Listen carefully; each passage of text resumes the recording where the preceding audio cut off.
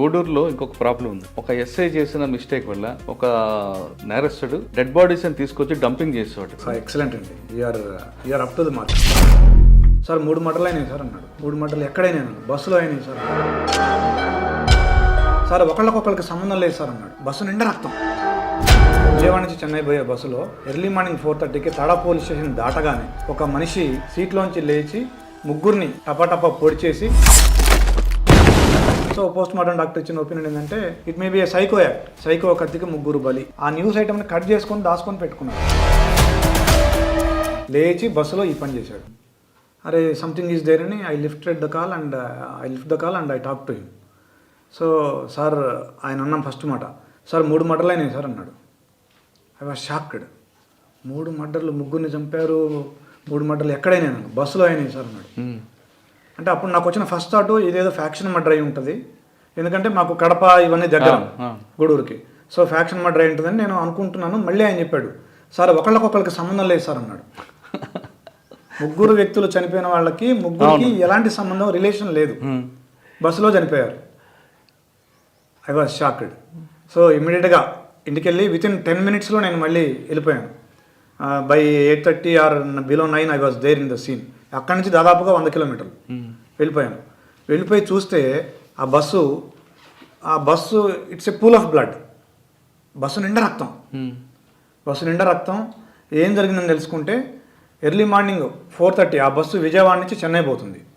విజయవాడ నుంచి చెన్నై పోయే బస్సులో ఎర్లీ మార్నింగ్ 4:30కి తాడా పోలీస్ స్టేషన్ దాటగానే జస్ట్ మన స్టేట్ బోర్డర్కి కొద్దిగా ముందు ఒక మనిషి లేచి ముగ్గురిని సీట్లోంచి లేచి ముగ్గురిని టపాటపా పొడి చేసి ఆ గలాటాలో బస్సు కొద్దిగా స్లోగానే దిగేసి వెళ్ళిపోయాడు. అది జరిగింది. ఒకతనేమో ఇక్కడ పొడిచాడు ఫస్ట్ అతన్ని, రెండో అతన్ని ఇక్కడ పొడిచాడు, మూడో అతన్ని ఇక్కడ కట్ చేస్తే అతనికి వైటల్ ఆర్గాన్స్ ఏమీ డ్యామేజ్ కాలేదు, ఆ బ్లడ్ లాస్తో చనిపోయాడు. అయ్యో, ముగ్గురు చనిపోయారు. అతను ఆల్మోస్ట్ బ్రాడ్ హాస్పిటల్కి పోయే చనిపోయాడు మూడో వ్యక్తి. అయితే ఆ ఇన్సిడెంట్లో అసలు పెద్ద సర్ప్రైజింగ్ ఏంటంటే మూడో మనిషి మేము అప్పటివరకు ఇద్దరే చనిపోయారు అనుకున్నారు. ఫస్ట్ ఒక 20 నిమిషాల పాటు చాలామంది ఇద్దరు చనిపోయారు అనుకుంటున్నారు. ఇద్దరికి ఒకతను చనిపోయాడు, ఒకతను దాదాపుగా చనిపోయే స్టేజ్లో ఉన్నాడు అనుకుంటున్నారు. మూడో వ్యక్తి అలా సీట్లో కూర్చొని ఉన్నాడు. అందరు లేచినా అతను లేవట్లేదు, ఇలా ఉన్నాడు. తీరా వెళ్ళి కదిపితే ఇక్కడ గాయం ఉంది, అతనికి చనిపోయాడు. So it's a ghastly incident, ghastly scene. So వెళ్ళాము, కూర్చున్నాము. చాలా పెద్ద ఇన్సిడెంట్. డీజీపీ గారు మాట్లాడారు నాతోటి, ఐజీ గారు ఇమీడియట్గా సీన్కి రష్ అయ్యారు, ఎస్పీ గారు వచ్చారు. సో అప్పటి వరకు రకరకాల వార్తలు, పుకార్లు. ఒకళ్ళు అంటే మేము అడిగాము బస్సులో ఉన్న వాళ్ళని, ఎలా ఉన్నాడు ఏంటంటే ఎర్ర చొక్కా వేసుకున్నాడు అని చెప్పారు సంబడి. అంటే అది 4:30 ఎర్లీ మార్నింగ్, బస్సులో లైట్లు కూడా ఏమీ లేవు. మరి వాళ్ళు ఏం చూసారో ఏం చెప్పారో ఎర్ర చొక్కా అని చెప్పారు.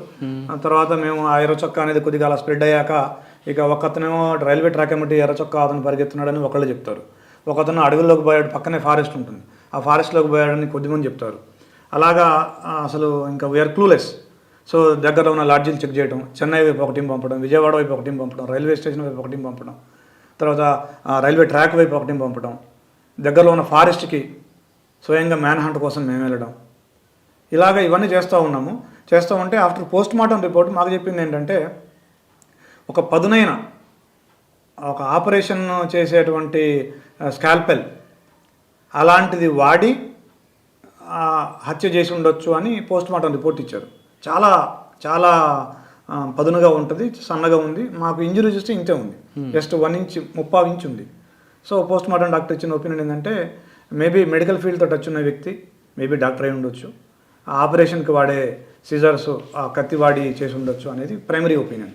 సో దాన్ని బేస్ చేసుకుని మేము మళ్ళీ మెడికల్ ఫీల్డ్ వైపు ఎవరున్నారు మెడికల్లో ఎవరైనా అంటే it may B A psycho act, it will be A psycho act. ఒకేసారి ముగ్గురిని చంపడం అంటే నార్మల్ మనుషులు చంపలేరు. సో ఆ మెడికల్ ఫీల్డ్లో ఎవరైనా సైకోస్ ఉన్నారా, ఫ్యామిలీ ప్రాబ్లమ్స్ ఉన్న వాళ్ళు ఎవరైనా ఉన్నారా, సైకలాజికల్ ప్రాబ్లమ్స్ ఎవరైనా ఉన్నారా, అలాగలాగా చెక్ చేసుకుంటూ వస్తున్నాము. కొంతమంది సస్పెక్ట్స్ వచ్చినారు, వాళ్ళని వెరిఫై చేసినాము, బట్ వీఆర్ క్లూలెస్. అలాగలాగా ఒక 2-3 days గడిచిపోయిన తర్వాత స్లోగా ఆ ఇంటెన్సిటీ తగ్గింది. ఎస్పీ గారు వెళ్ళిపోయినారు, ఐజీ గారు వెళ్ళిపోయినారు, ఫోర్స్ కూడా బయట నుంచి వచ్చిన ఫోర్స్ కూడా వెళ్ళిపోయింది. అప్పుడు నేను, మా సిఐ, మా ఎస్ఐ తడా పోలీస్ స్టేషన్లో కూర్చొని ఆలోచిస్తున్నాం ఏమై ఉండొచ్చు, ఎలా అయి ఉండొచ్చు అంటుంటే అప్పుడు మా ఎస్ఐ ఒక చిన్న క్లూ చెప్పాడు. సార్ నేను హైదరాబాద్ నుంచి ఒక మనిషిని పిలిపించి ఒక కేసు విషయంలో బాగా ఒత్తిడి చేశాను సార్. దాంతో అతను నాకు ఒక మెసేజ్ పెట్టాడు సార్, నీ సంగతి చెప్తాను, నీ ఉద్యోగం పెట్టాడు చేస్తాను అని నాకు మెసేజ్ పెట్టాడు. అతని మీద ఎందుకో నాకు కొద్దిగా డౌట్ ఉంది, అతను మెడికల్ ఫీల్డ్లో ఉన్నాడు సార్ అన్నాడు. అంటే సో ఇమీడియట్గా ఆ కేసు డీటెయిల్ తీసుకున్నాం. ఈ ఎస్ఐ అంతకుముందు మనుబోల్ అనే పోలీస్ స్టేషన్లో పనిచేసేవాడు. అక్కడి నుంచి తడా పోలీస్ స్టేషన్కి ట్రాన్స్ఫర్ మీద వచ్చాడు. ఆ మనుబోల్ పోలీస్ స్టేషన్లో ఉన్నప్పుడు ఒక అమ్మాయిని ఒక అతను హైదరాబాద్లో వేధిస్తుంటే ఆ అమ్మాయి మనుబోల్ అమ్మాయి, ఆ అమ్మాయి వచ్చి ఇక్కడికి వచ్చి కంప్లైంట్ చేసింది. సో అది ఇష్యూ. సో అప్పుడు ఆ హైదరాబాద్ నుంచి ఆ మనిషిని పిలిపించి మన పోలీసు కొద్దిగా గట్టిగా కౌన్సిలింగ్ ఇచ్చినారు. దాంతో అతను అది మనసులో పెట్టుకున్నాడు. మనసులో పెట్టుకుని ఎస్ఐకి మెసేజ్లు పెట్టడం స్టార్ట్ చేశాడు, ఆ అమ్మాయికి కూడా మెసేజ్లు పెట్టడం స్టార్ట్ చేశాడు. సో ఆ నెంబర్లు తీసుకున్నాం, ఆ అమ్మాయికి ఏమేమి నెంబర్లు పెట్టాడో ఆ నెంబర్లు తీసుకుంటే దాదాపు 7-8 నెంబర్ల నుంచి పెట్టాడు. ఆ 7-8 నెంబర్లు కూడా పనిచేయడం లేదు. అతను తరచుగా నెంబర్లు మార్చేవాడు. కానీ ఆ అమ్మాయి ఒక క్లూ ఇచ్చింది, ఒక దగ్గర పనిచేస్తున్నాడు సార్, ఒక ల్యాబ్లో పనిచేస్తున్నాడు అతను అని క్లూ ఇచ్చింది. ఆ ల్యాబ్కి వెళ్ళాం మేము. ఆ ల్యాబ్కి వెళ్తే అక్కడ బంద్ చేశాడు ఉద్యోగం. బంద్ చేసి విజయవాడకు వచ్చాడు. జస్ట్ ఒక 2 months ముందు వచ్చాడు. ఇన్సిడెంట్ జరగడానికి 2 months ముందు విజయవాడకి ట్రాన్స్ఫర్ అయ్యాడు. అతను వచ్చేసినాడు, ఉద్యోగం మానేసి ఇక్కడ కొత్త ఉద్యోగం ఎత్తుకున్నాడు. సో విజయవాడలో మళ్ళీ అక్కడి నుంచి తీసుకొని వచ్చి విజయవాడలో ఎక్కడున్నాడు ఏంటి అంటే మాకు విజయవాడ కూడా క్లూ దొరికింది, సో దగ్గర ఉన్నాడు, సో హాస్పిటల్లో పనిచేస్తున్నాడని. మళ్ళీ అక్కడ పనిచేస్తే అక్కడ కూడా ఉద్యోగం పనిచేశాడు. పనిచేశాడు, ఫోన్ నెంబర్ లేదు, ఫోన్ వాడట్లేదు. ఒక ఫ్రెండ్ ఉన్నాడు, అతనికి కొద్దిగా దగ్గరగా ఉండే వ్యక్తి ఉన్నాడు, అతన్ని పట్టుకున్నాక ఒక నెంబర్ ఇచ్చినాడు. ఒక నెంబర్ ఇస్తే ఆ నెంబర్ ఇప్పుడు పనిచేస్తుంది ప్రజెంట్గా, బట్ ఎక్కడ ఉంటున్నాడో తెలియదు. ఒక నెంబర్ నుంచి ఒక వారం రోజుల క్రితం కాంటాక్ట్ చేసినాడు, ఇన్సిడెంట్ జరగడానికి వారం రోజుల ముందు. అప్పటి నుంచి ఆ నెంబర్ స్విచ్ ఆఫ్ పెట్టుకొని మళ్ళీ ఇతనితో కూడా టచ్లో లేడు, ఉద్యోగానికి కూడా రావట్లేదు, ఇల్లు తెలియదు. సో ఎలాగా మళ్ళీ మొదలుపెట్టాం, టీమ్స్ ఫామ్ చేసినాము, సెర్చ్ చేసినాము. సో మెడికల్ ఫీల్డ్ అని తెలుసు. సో కొద్ది క్లూ ఇచ్చినాడు, సార్ ఏదో మెడికల్ షాపులో పనిచేస్తున్నట్టుంది అతను అని చెప్పినాడు వాళ్ళ ఫ్రెండ్.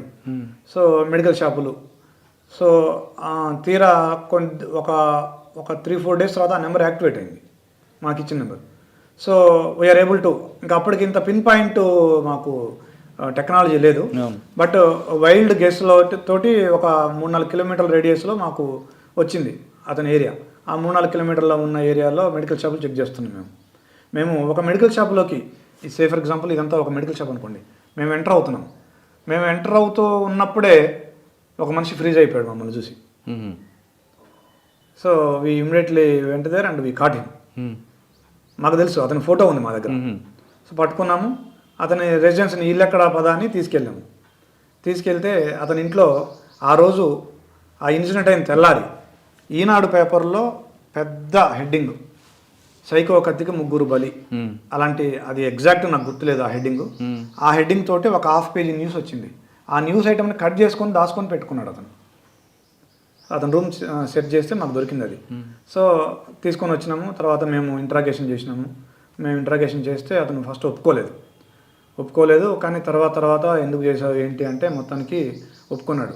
అతను చెప్పిన మోటివ్ ఏంటంటే, సార్ నేను ఫస్ట్ ఎస్ఐని చంపాలనుకున్నాను సార్, కానీ ఎస్ఐ దగ్గర గన్ ఉంటుంది కదా, మళ్ళీ నన్ను చంపేస్తారని భయపడి నేను ఎస్ఐ ఉద్యోగం పోగొట్టాలనుకున్నాను. ఎస్ఐ ఉద్యోగం పోగొట్టాలంటే ఏం చేయాలంటే, ఏదైనా సెన్సేషనల్ మర్డర్ కేసు చేస్తే ఎస్ఐ ఉద్యోగం పోద్ది, సస్పెండ్ అవుతాడో లేదా డిస్మిస్ అవుతాడని చెప్పేసి ఈ పని చేశానని చెప్పాడు.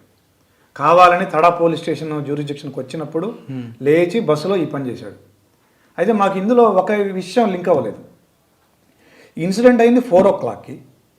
మేము షాప్స్, అతన్ని పట్టుకున్న షాపులో, అతను వర్క్ చేసే షాపులో, మెడికల్ షాపులో సీసీ కెమెరాస్ చెక్ చేస్తే by 10:30 or 11 o'clock he was there in the shop. 7 గంటలే ఉంది గ్యాప్. 4 o'clock తడా, 11 o'clock Vijayawada. అంటే వచ్చి కదండి, అంటే ఎలా వచ్చాడు అనేది అంత ఫాస్ట్ ట్రైన్ ఎగ్జాక్ట్లీ. మేము మేము we're unable to link it up. But తర్వాత మేము నవజీవన్ ఎక్స్ప్రెస్ అని ఒక ఎక్స్ప్రెస్ ఉంది, 6:30కి గూడూరు, 10:30 విజయవాడ, అందులో వచ్చి ఉండొచ్చు. దానికి అది మాకు ఆ ఫ్లాష్ అయ్యి అతను అడిగాము, హీ అడ్మిటెడ్ ఇట్. నేను అట్లనే వచ్చాను సార్. వచ్చి వెంటనే మళ్ళీ షాప్కి వచ్చాను ప్రూఫ్ కోసం. అతను చాలా ఇంటెలిజెంట్గా మళ్ళీ ప్రూఫ్ ఎలిబి సృష్టించుకున్నాడు. షాప్లో ఉన్నాడు వచ్చి, కావాలని నేను మళ్ళీ షాప్ మీద కోపంతో ముగ్గురిని చంపేశాడు. అప్పుడు సెన్సేషనల్ కేసు అది. చాలా సెన్సేషనల్ కేసు అది. నిజంగా నా కెరీర్లోనే నిజంగా గుర్తుండిపోయే కేసు. చాలా బాధాకరం, చాలా దురదృష్టకరం, ముగ్గురు చనిపోవడం. బట్ పాపం వాళ్ళకి అమాయకులు, ఎలాంటి సంబంధం లేకుండా, ఎలాంటి అసలు చచ్చిపోతామనే ఆలోచన లేకుండా నిద్రలో ఉన్న నిద్రలో ఉంటే జస్ట్ ఒక సైకో యాక్ట్ తోటి చనిపోయారు. ఓకే. గూడూరులో ఇంకా మీకు బాగా గుర్తుండిపోయింది? గూడూరులో ఇంకా అంటే గూడూరు నిజంగా అంటే మంచి వర్క్ ఎక్స్పీరియన్స్. అది it's a memorable place. People are good, people are friendly. ఇప్పటికీ నాతోటి చాలామంది టచ్లో ఉంటారు. దే విల్ మంచిగా మాట్లాడుతుంటారు. ఇంకోటి ఏంటంటే ఇప్పుడు మనం తిరుపతి పోతే ఖచ్చితంగా అక్కడ వెళ్ళి ఫ్రెండ్స్ని కలిసి వస్తూ ఉంటాం ఆన్ ది వే కాబట్టి. So I have some good memories with Gudur. Okay. Gudur తర్వాత? గూడూరు తర్వాత మామ్నూరుకి వచ్చాను. Mamnoor sub division, Warangal urban జిల్లా. వరంగల్ అర్బన్ జిల్లాలో మామ్నూరు సబ్ డివిజన్కి వచ్చాను. అక్కడే ఉందండి మీ మెమరీ? అక్కడ దాదాపుగా ఒక 2 ఏళ్ళు పనిచేశాను. అది స్టేట్ డివైడ్ అయ్యే టైం 2013 మే నుంచి 2014 నవంబర్ వరకు చేశాను. ఆ టైంలో చిన్న సబ్ డివిజన్, బేసిక్గా 8 పోలీస్ స్టేషన్స్ ఉండేవి. అర్బన్ వరంగల్, మనకి అప్పుడే వరంగల్కి పొలిమేర పోలీస్ స్టేషన్స్, గీసుకొండ కానివ్వండి, సంగెం కానివ్వండి, వర్ధనపేట కానివ్వండి, మామూలు ఇట్లాంటివన్నీ ఉండేవి. సో అక్కడ ఆ టైంలో ఎలక్షన్స్ వచ్చినాయి. Assembly elections, parliament elections, local body elections, ఇవన్నీ వీటినన్నింటిని కూడా సక్సెస్ఫుల్గా ఎలాంటి ఇబ్బంది లేకుండా కూడా కంప్లీట్ చేయడం జరిగింది.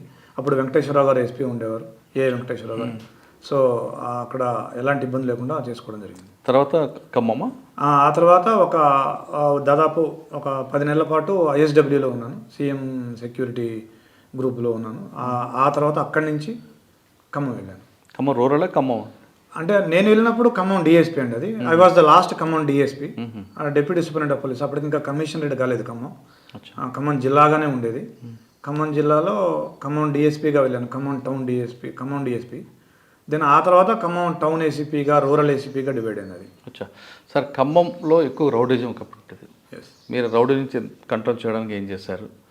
రెండోది, పబ్లిక్తో ఎక్కువ ఇంటరాక్ట్ అవ్వాలి, రోజు పబ్లిక్తో మీటింగ్ పెట్టుకోవడం అనేది మీ రికార్డ్ చూపిస్తుంది.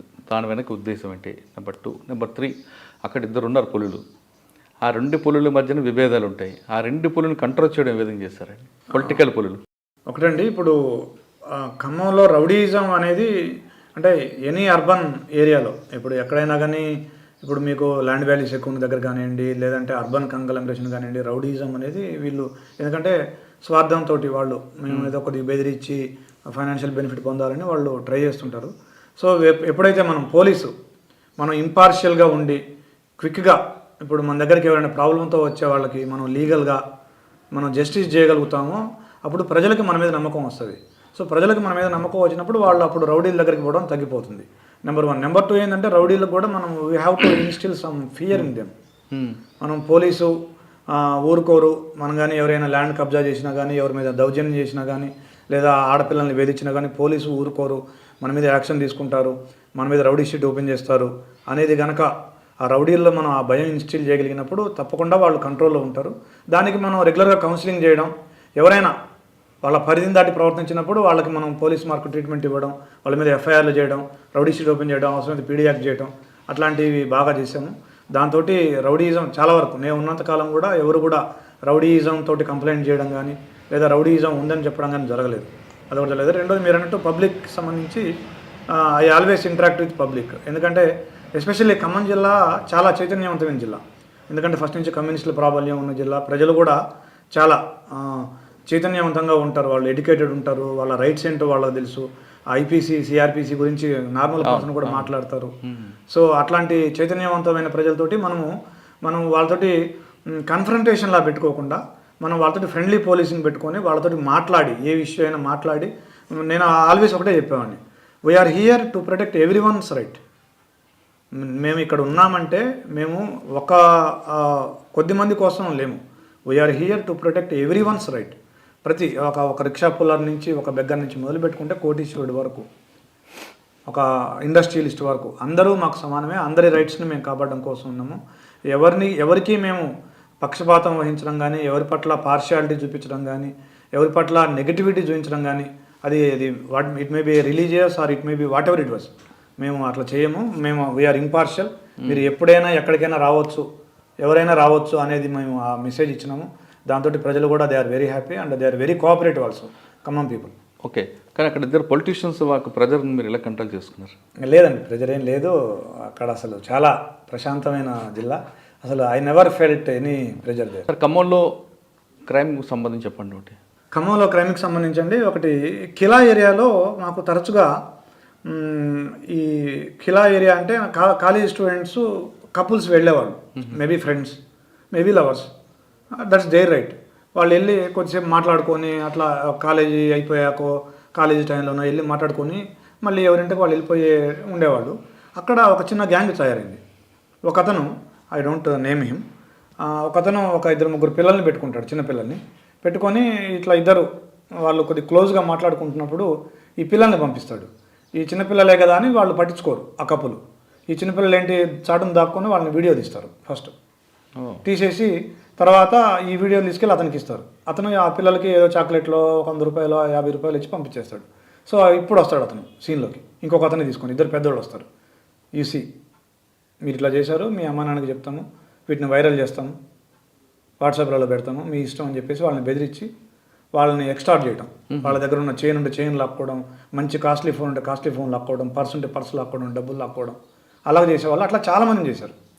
సో మాకు ఒక రెగ్యులర్ కంప్లైంట్ రాలేదు, but we got information. So some person is doing like this, ఒక చిన్న గ్యాంగ్ ఫామ్ చేశాడని. దీన్ని మనం మొదట్లో అరికట్టపోతే ఏమవుతుందంటే నెక్స్ట్ లెవెల్కి ఇది లైంగిక దాడుల వరకు వెళ్ళిపోతుంది. ఎందుకంటే పాపం వాళ్ళ అమాయకత్వాన్ని, వాళ్ళ బలహీనతని, వాళ్ళ నిస్సహాయతని ఇంకో రకంగా ఉంటుంది. ఎస్, ఇప్పుడు జరిగినాయి చాలా వేరే సందర్భాల్లో కూడా జరిగింది. సో మేమేం చేసాం, అతన్ని we caught him red handedly. మేమే ఒక పంపేసి రెడీగా ఉన్నాము మేము, మఫ్టీలో ఎక్కడ దూరంగా ఉన్నట్టుండి వీళ్ళు వెళ్ళి బెదిరిస్తున్న క్రమంలో మా వాళ్ళు వెళ్ళి పట్టుకొని వచ్చినారు. పట్టుకొని వచ్చి we treat them properly, we booked them under various sections. So ఆ ప్రాబ్లం ఒకటి కంట్రోల్ చేయగలిగాం. ఓకే, కానీ పంజాబ్ నేషనల్ బ్యాంక్ సంబంధించింది? ఎస్, పంజాబ్ నేషనల్ బ్యాంక్ సంబంధించి కూడా అది ఒక ఇన్సిడెంట్ అయింది. అది ఎఫ్ఐఆర్ చేసాము, దాన్ని ప్రాపర్గా డీల్ కూడా చేసినాం. ఎస్. ఓకే, ఖమ్మం తర్వాత అండి? ఖమ్మంలో ఒక 3 ఏళ్ళు ఉన్నాండి నేను. ఖమ్మం డిఎస్పీగా ఉన్నాను, ఖమ్మం టౌన్ ఏసీపీగా ఉన్నాను, ఖమ్మం రూరల్ ఏసీపీగా ఉన్నాను, ఖమ్మం అడిషనల్ డీసీపీ ఎల్ఎండ్ఓ. 3 ఏళ్ల తర్వాత ఎలక్షన్ కోడ్ ఉంది 2018లో. ఎలక్షన్ కోడ్ తోటి నేను భూపాలపల్లి ఓఎస్డీగా పోయినాను. Okay, operations officer and special duty, operations డ్యూటీకి వెళ్ళాను. అక్కడ 2018 సెప్టెంబర్ నుంచి 19 మార్చి వరకు ఉన్నాను. 19 మార్చిలో ములుగు జిల్లా ఫామ్ అయింది. ఆ ములుగు జిల్లా ఫామ్ అయినాక మళ్ళీ ములుగుకి వెళ్ళాను నేను, అక్కడి నుంచి ఓఎస్డీగా భూపాలపల్లి నుంచి మళ్ళీ. అయితే అక్కడ భూపాలపల్లిలో ఉన్న టైంలో ఎలక్షన్స్ వచ్చాయి, assembly elections, parliament elections, local body elections. All elections ఎక్కడ ఎట్లాంటి మావోయిస్ట్ ఇన్సిడెంట్ లేకుండా, ఒక చిన్న సింగిల్ ఇన్సిడెంట్ కూడా లేకుండా we're able to do it successfully. Okay, Mulugu తర్వాత? ములుగులో దాదాపుగా ఒక 1.5 year ఉన్నాను నేను. 19 మార్చి నుంచి 20 సెప్టెంబర్ అక్టోబర్ వరకు ఉన్నాను. అక్కడ నుంచి జగిత్యాల అడిషనల్ ఎస్పీగా వచ్చాను. ఓకే సార్, ములుగులో మీకు ఒకప్పుడు బాగా ఎఫెక్టెడ్ అయ్యారు. గౌందరపేట అవ్వచ్చు, మన పసరా పోలీస్ స్టేషన్ బ్లాస్ట్ కూడా జరిగింది. ఎస్, ఆ బెట్ట మీద మీకు పవర్ ఏంటండి? మీ మార్క్ ఏం చూపించారు? ఎస్, మేము యాక్చువల్గా we treat it as a multi pronged strategy. మావోయిజానికి సంబంధించి దాన్ని కేవలం లా అండ్ ఆర్డర్ ఇష్యూనే కాకుండా మేము పబ్లిక్ తోటి ఇంటరాక్ట్ అవ్వడం, తర్వాత కమ్యూనిటీ పోలీసింగ్ చేయడం, తర్వాత ఇన్ఫర్మేషన్ సిస్టమ్ డెవలప్ చేసుకోవడం, ఇట్లా వేరియస్ ఆస్పెక్ట్స్ ద్వారా దాన్ని మేము డీల్ చేయడం జరిగింది. సో అక్కడ కూడా ములుగులో కూడా మేమున్న టైంలో దాదాపు ఆ 1.5 yearలో కూడా ఎప్పుడు కూడా ఎలాంటి మేజర్ ఇన్సిడెంట్ మావోయిస్ట్ పరంగా జరగలేదు. అదే సమయంలో ప్రజలు కూడా, అప్పుడే కరోనా వచ్చింది, కరోనా టైంలో వేరియస్ ఆర్గనైజేషన్స్ తోటి, సైబరాబాద్ నుంచి సమారిటన్స్ ఫర్ ద నేషన్ అని కానీ, రాబిన్హుడ్ ఆర్మీ అని కానీ వాళ్ళని పిలిచి వాళ్ళతోటి సరుకులు అవి వాళ్ళకి ఇప్పించడం. తర్వాత ఎస్పెషల్లీ అక్కడ గుత్తుకోయలు ఉండేవాళ్ళు, ఆ గుత్తుకోయలకు సంబంధించి ఆ గుత్తుకోయల్ని మనం కాన్ఫిడెన్స్లో తీసుకోవడం, తర్వాత వాళ్ళతోటి రెగ్యులర్గా మనం వెళ్ళి ఇంటరాక్ట్ అవ్వడం, కాడనని సెట్ చేసేవాళ్ళం. బట్ అది భయపెట్టే విధంగా కాకుండా అది ఒక ఇంటరాక్షన్ మెథడ్లో మనం వెళ్తాము, ఆ ఊరికి వాళ్ళతో మాట్లాడతాము, వాళ్ళతో కూర్చుంటాము, వాళ్ళ పిల్లలకి ఏమైనా తీసుకెళ్తాము, వాళ్ళకి మంచి చెడు కనుక్కుంటాము, మీకు ఏమైనా అవసరాలు ఉన్నాయో అనుకుంటాము. అట్లా వాళ్ళ కాన్ఫిడెన్స్ని వినోవర్ అయ్యి వాళ్ళ ద్వారానే మనం, ఎందుకంటే దాంట్లో 2 లాభాలు. ఒకటి, వాళ్ళు మనకు అనుకూలంగా అవుతారు. 2, వాళ్ళకి మావోయిస్టుల పట్ల ఏమైనా పాజిటివ్నెస్ ఉన్నా కానీ అది కొద్దిగా తగ్గే అవకాశం ఉంది అనేది. ఓకే, కానీ అక్కడ ఇసుక ర్యాంపుల మీద, ఇసుక ర్యాంపులు అది ఏటో నాగారం అదంతా అది నా సబ్జెక్ట్ కాదండి. అది ఓకే, దానికి వేరే లా అండ్ ఆర్డర్ డిఎస్పీ. సో అది నా దాంట్లో తర్వాత ములుగు తర్వాత జగిత్యాల వచ్చారు. జగిత్యాల అడిషనల్ ఎస్పీగా వచ్చాను. జగిత్యాల అడిషనల్ ఎస్పీగా వచ్చాను. అక్కడే ఉందండి మీ మార్క్. అక్కడ సింధు శర్మ గారు ఉన్నారు ఎస్పీగా. అడ్మిన్గా ఉన్నాను నేను. నేను అడిషనల్ ఎస్పీ అడ్మిన్ అనేది I always believe additional SP is a lieutenant to the SP. I may bridge between the subordinates and SP. వాళ్ళకి ఏమైనా నీడ్స్, వాళ్ళకి ఏమైనా ఎస్పీ గారికి చెప్పుకోలేని ఏమైనా ఉంటే నేను ఎస్పీ గారి దృష్టిలో పెట్టడం, ఆ రోల్ ప్లే చేయడం. తర్వాత వెల్ఫేర్ యాక్టివిటీస్ చేయడం. తర్వాత అప్పుడే కోవిడ్ ఇంకా కంటిన్యూ అవుతూనే ఉంది. ఆ కోవిడ్ టైంలో మెన్ వెల్ఫేర్ చూసుకోవడం, ఎస్పెషల్లీ మెన్ వెల్ఫేర్ అంతా కూడా అడిషనల్ ఎస్పీ అడ్మిన్ బాధ్యత ఉంటుంది. తర్వాత మెన్ వెల్ఫేర్ చూసుకోవడం. తర్వాత పబ్లిక్ సంబంధించి ఎస్పెషల్లీ ఎస్పీ గారికి ఆల్మోస్ట్ చేదోడు వాదోడుగా ఏది చెప్తే అది first lieutenant I'm the first lieutenant లాగా వచ్చేసాను. ఎంత 2 సంవత్సరాలు ఉన్నారు అక్కడ? అక్కడ కూడా 1 year అండి. 1 year. తర్వాత 20 సెప్టెంబర్ నుంచి 21 ఇక్కడికి వచ్చే ముందు వరకు. ఇక్కడికి 21 డిసెంబర్లో, ఆసిఫాబాద్కి 21 డిసెంబర్లో వచ్చాను నేను. మీకు ఐపీఎస్ ఎప్పుడు వచ్చింది? ఐపీఎస్ కూడా అప్పుడే వచ్చింది. 21 డిసెంబర్ 22nd ఐపీఎస్ వచ్చింది. 25th ఇక్కడికి పోస్టింగ్. సార్ ఐపీఎస్ వచ్చి రాగానే మీ ఫీలింగ్స్ అండి, మీ ఫ్యామిలీ ఫీలింగ్స్ కానీ మీ ఫీలింగ్స్ కానీ? అది నిజంగా ఒక చిన్న ఆఫీసర్కి ఆ స్థాయికి రావడం అనేది అదొక మెమరబుల్ కదా. కరెక్ట్, చాలా మెమరబుల్. మంచి క్వశ్చన్ అడిగినారు. నిజంగా నాకు ఎవరెస్ట్ ఎక్కినంత ఆనందం అయిందండి. అంటే మరి ఎవరెస్ట్ ఎక్కితే ఎంత ఆనందం ఉంటుందో తెలియదు కానీ అంత ఆనందం అయింది. అంటే చాలా. ఎందుకంటే నేను I started my career as a small employee. ఒక టీచర్గా ఒక స్టార్ట్ చేసి, ఒక డిఎస్పీగా పనిచేసి, తర్వాత అడిషనల్ ఎస్పీగా పనిచేసి నేను పడ్డ కష్టం అంటే దాదాపుగా ఎన్నో నిద్రలేని రాత్రులు, అంటే డ్యూటీలో భాగంగా ఎన్నో, అంటే నైటు 2ంటికి 3ంటికి వెళ్ళడం, వెహికల్ చెకింగ్ చేయడం, పోలీస్ స్టేషన్ చెక్ చేయడం, తర్వాత సమ్మక్క సారక్క లాంటి జాతరలు అయితే 5 రోజులు నిద్రపోకుండా పనిచేయటం, తర్వాత రోజుకి 600-700 కిలోమీటర్లు జర్నీ చేసిన సందర్భాలు కానీ, తర్వాత లాస్ట్ 10 yearsలో ఈ పడ్డ స్ట్రగుల్, తర్వాత ఫస్ట్ నుంచి గ్రూప్ 1 సాధించడానికి వీటి కోసం పడ్డ స్ట్రగుల్. మధ్యలో సివిల్స్ రాసి ఆగినట్టున్నారు కదా? అవునండి. యాక్చువల్గా నేను సివిల్స్ ఉద్దేశంతోనే బయటకు వచ్చినాను. అంటే టీచర్ జాబ్ నుంచి వచ్చి హైదరాబాద్లో ఉస్మానియా యూనివర్సిటీలో ఉండి, అంటే దానికి ఒక నేపథ్యం ఉంది, అది మీరు చెప్పమంటే చెప్తాను. ఎస్, నేను ఫస్ట్ టీచర్గా సెలెక్ట్ అయ్యాను. సెలెక్ట్ అయిన తర్వాత ఐ వాజ్ సాటిస్ఫైడ్. ఎందుకంటే 98లో టీచర్ అనేది it's some good sort of job. Okay, life settle అనే ఫీలింగ్ ఉండేది. ఒక రైతు కొడుకు టీచర్ కావడమే గొప్ప అన్నట్టు ఉండేది. సో అప్పటికే ఒక ఊర్లో ఒక ఇమేజ్ మనకి ఆ టీచర్ అయిండు. అది ఏజ్ ఆఫ్ 21 years. కొద్దిగా ఓసీలో ఉండి 21 yearsకి టీచర్ ఏంటంటే కొద్దిగా ఉంది. దాన్ని ఒక 2-3 ఏళ్ల తర్వాత మా పాత లెక్చరర్, మా ఇంటర్మీడియట్ లెక్చరర్ ఒకసారి కలిసి ఆయన నన్ను తిట్టినాడు. ఏమి ఇంకా నువ్వు టీచర్గానే ఉన్నావు, నువ్వు నీకున్న కొద్దిగా అంతో ఇంతో నీకు నాలెడ్జ్ ఉంది కదా, నువ్వు వై డోంట్ యూ ట్రై అని అన్నాడు ఆయన. సో నాకు అప్పుడు కొద్దిగా స్టార్ట్ అయ్యి ఐ స్టార్టెడ్ రైటింగ్ ఎగ్జామ్స్. నేను బీఈడీ ఎగ్జామ్ రాశాను, ఇన్ సర్వీస్. దాంట్లో 2nd ర్యాంక్ వచ్చింది. మళ్ళీ ఎల్ఎల్బి రాశాను, సెట్, 1st ర్యాంక్ వచ్చింది, state first. I was surprised. ఎందుకంటే అక్కడ ఆల్రెడీ ఉస్మానియాలో, కాకతీయలో పీజీలు చేసిన వాళ్ళు, చాలా ఏళ్ళ నుంచి ఉన్న వాళ్ళు, దే ట్రై ఇట్. బట్ మనం ఇక్కడ నుంచి వెళ్ళి, చిన్న టౌన్ నుంచి, చిన్న విలేజ్ నుంచి వెళ్ళి 1st ర్యాంక్ కొట్టామంటే okay we can do something అని చెప్పేసి నేను మొదలుపెట్టాను. సీరియస్గా మొదలుపెట్టి సివిల్స్ కోచింగ్కి వెళ్ళాను. హిస్టరీ, తెలుగు నా ఆప్షన్స్ ఉండేది. అయితే బేసిక్గా నాది విలేజ్ బ్యాక్గ్రౌండ్, కొద్దిగా కాన్ఫిడెన్స్ లెవెల్స్ తక్కువ ఉంటాం ఆ రోజుల్లో. మళ్ళీ గ్రూప్ 1 పడంగానే దాని వైపు టర్న్ అయ్యాం. సో ముందు ఇది సాధిద్దాము, తర్వాత అవకాశం ఉంటే సివిల్స్కి వెళ్దాం. మళ్ళీ హిస్టరీ, తెలుగు. మళ్ళీ గ్రూప్ 2 పడింది, అది కూడా అప్లై చేశాను. బట్ గ్రూప్ 1 3 సంవత్సరాలు రోజుకు 14 గంటలు చదివాను. But I was unable to clear mains. History, Telugu options ఉండేవి, అవి అంత సక్సెస్ కాలేదు అప్పుడు.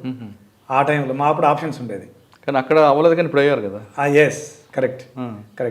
సో కానీ గ్రూప్ 2లో మాత్రం ఐ స్టూడ్ స్టేట్ ఫస్ట్. అంటే 5 లక్షలు రాసినారు అప్పుడు. దాంట్లో I was the first ranker, deputy tahsildar చేస్తూ. మళ్ళీ గ్రూప్ 1 పడింది, ప్యాటర్న్ మారింది, కామన్ ప్యాటర్న్ వచ్చింది. ఆ కామన్ ప్యాటర్న్లో నేను, అంటే మీకు ఇక్కడ రాసింది గ్రూప్ 1కే రాశారు. ఎగ్జాక్ట్లీ. అంటే దీంట్లో కో ఇన్సిడెన్స్ అండి. నేను 2003లో బయటకు వచ్చాను చెప్పాను కదా.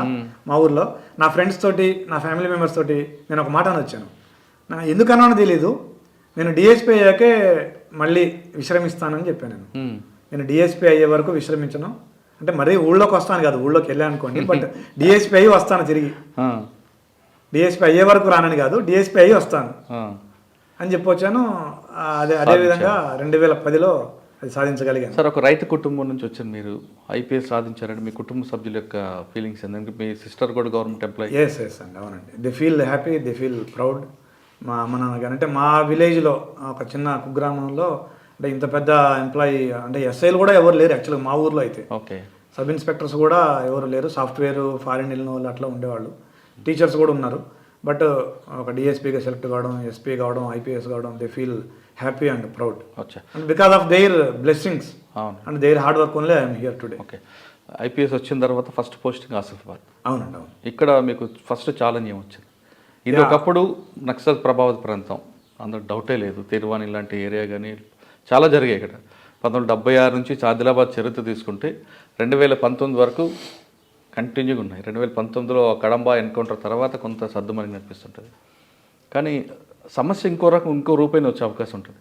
ఇక్కడ గోండీస్ ఇష్యూ ఉంది, పోడుభూముల వ్యవహారం ఉంది, పక్కన మహారాష్ట్ర కాబట్టి స్మగ్లింగ్ ఉంది.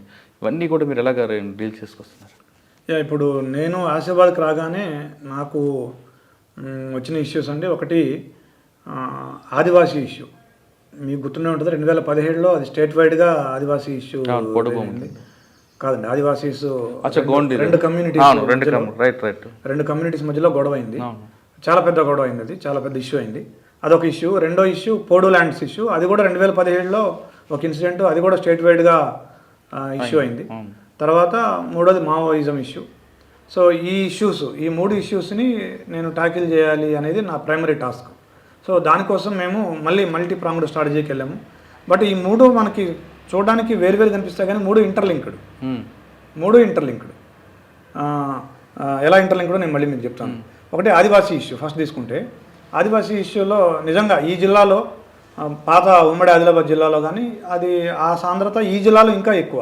కుమ్రంభీం ఆసిఫాబాద్ జిల్లాలో ఆదివాసీ సాంద్రత చాలా ఎక్కువ, దాదాపు 60% ఆదివాసీలు ఉంటారు. అంటే ఆదివాసీలు నిజంగా చెప్పాలంటే they are very friendly people, చాలా శాంతి కాముకులు వాళ్ళు. నిజంగా నేను వాళ్ళని చూసి చాలాసార్లు ఆశ్చర్యపోయేవాడిని. మనం సివిలైజ్డ్, మనం అడ్వాన్స్డ్ అని చెప్పుకుంటాము, బట్ మనలో లేని చాలా మంచి లక్షణాలు వాళ్ళలో ఉన్నాయి. ఎట్లా అంటే మేము ఏదైనా విలేజ్కి వెళ్తాము, విలేజ్కి వెళ్ళి ఒక పిల్లల కోసం ఒక 10 బిస్కెట్లు తీసుకెళ్ళాం అనుకోండి, ఎగ్జాంపుల్ 15 మంది పిల్లలు వచ్చారనుకోండి, అందరూ కూర్చొని ఆ 15 పంచుకుంటారు. అంత మంచి లక్షణాలు ఉన్నాయి వాళ్ళ దగ్గర. మరి మిగతా వాళ్ళు పడిపోతారు కదండి, మిగతా వాళ్ళైతే ఎగబడతారు. అవును. సో అట్లాంటి మంచి లక్షణాలు నేను ఏ ఊరు పైన అది నిత్యకృత్యం.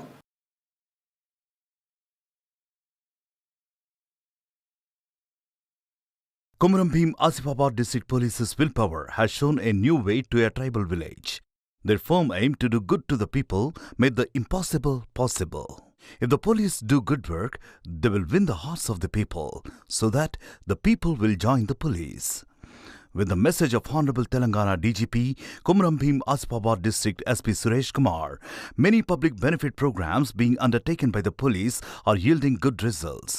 Komram Asifabad Police is getting people's appreciation by doing good work for tribal people who are far away from development. As a part of the program, Police for You, Komram Asifabad District SP Suresh Kumar's friendly policing programs are bringing good name to the district police. On July 2nd, 2022, SP Suresh Kumar visited Gundala village, a remote area of Tiryani Mandal. SP Suresh Kumar, along with his staff, reached the village of Gundala on the road which was in a difficult condition, surrounded by high hills, rocks and winding streams in the dense forest. Stayed in that village for a whole day and did good to the tribals. However, the villagers explained to the SP the sufferings they were going through due to the lack of the road in the village. He said that pregnant women, adults and children are going to the hospital, getting ration goods and students are going to study. They begged the SP to open a road to their village and settle their grievances. SP Suresh Kumar was shocked to see the situation of the village and the problems of the people. Being a son of a farmer, SP Suresh Kumar, who knows the plight of the poor people, immediately spoke to ACP Acheshwar Rao, DSP Srinivas, Rebana CI Alam Narendra, Tiryani SCI CH Ramesh. The lower level police officers agreed with the SP's determination to do good to the people. On the orders of the SP, the police officials have started the operation for the construction of the road, which is very difficult. Discussed with the Singareni officials and tractor union leaders of Tiryani Mandal. All of them supported the good efforts to the police to benefit the tribals. They also volunteered to help the construction of the road. With this, 7 kilometers of road construction work started in the month of November. SP Suresh Kumar personally came and inspected the work done for 20 days. He gave the necessary instructions to his subordinates. With this, a very difficult 7-kilometer road was completed very quickly. The joy of the tribals knew no bounds. They are celebrating that they have found a permanent solution to their problems that have been going on for many generations with the construction of the road. The people of Gundala village are congratulating the police who have fulfilled their dream of many years. Tribals consider the police as gods in human form. Hats off Asifabad Police.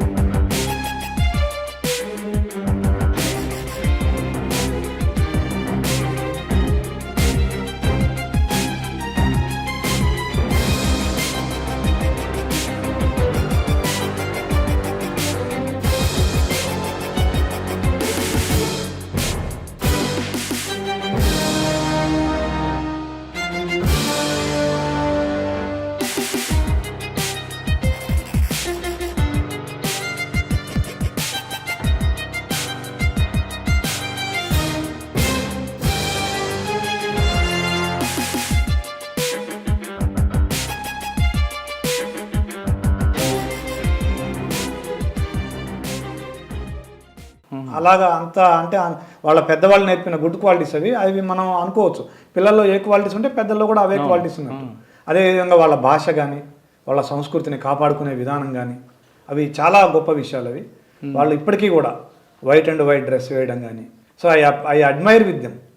వాళ్ళని చూసినప్పుడల్లా నేను నిజంగా అంటే వాళ్ళు 100 సంవత్సరాల నుంచి వాళ్ళ సంస్కృతిని, నార్మల్గా మనం ఏమనుకుంటామంటే ఆదివాసీలు అడవుల్లో ఉండే వాళ్ళంటే మన థింకింగ్ వేరే ఉంటుంది. కానీ వాళ్ళని చూస్తే ఏ నాగరికుడికి తీసిపోరు. వాళ్ళు చక్కగా డ్రెస్ సెన్స్ వేసుకొని కానీ, మంచిగా మాట్లాడే విధానం కానీ, ఫ్రెండ్లీ నేచర్లో కానీ, రెస్పెక్ట్ ఇచ్చే విధానంలో కానీ, వాళ్ళ కట్టు బొట్టు భాష వాళ్ళ సంస్కృతిని సంప్రదాయాన్ని పరిరక్షించుకోవడం కానీ. సో మేమేం చేసామంటే, సో ఫస్ట్ వాళ్ళని కాన్ఫిడెన్స్లో తీసుకోవాలి. వాళ్ళని కాన్ఫిడెన్స్లో తీసుకోవాలంటే వాళ్ళ దగ్గరికి మనం వెళ్ళడం, రెండోది వాళ్ళతో ఎక్కువ మీటింగ్లు పెట్టడం. మేము ఆత్మీయ సమ్మేళనాలని చాలా పెట్టాము. సో సార్మేడీసు, తర్వాత వాళ్ళ పెద్ద మనుషులు ఉంటారు. సార్మేడ్ అంటే వాళ్ళది ఒక కూటమి. ఏదైనా పంచాయతీ ఏదైనా గొడవ వస్తే కనుక వాళ్ళందరూ కూర్చొని వాళ్ళకు ఒక రాయ్ సెంటర్ అని ఉంటుంది.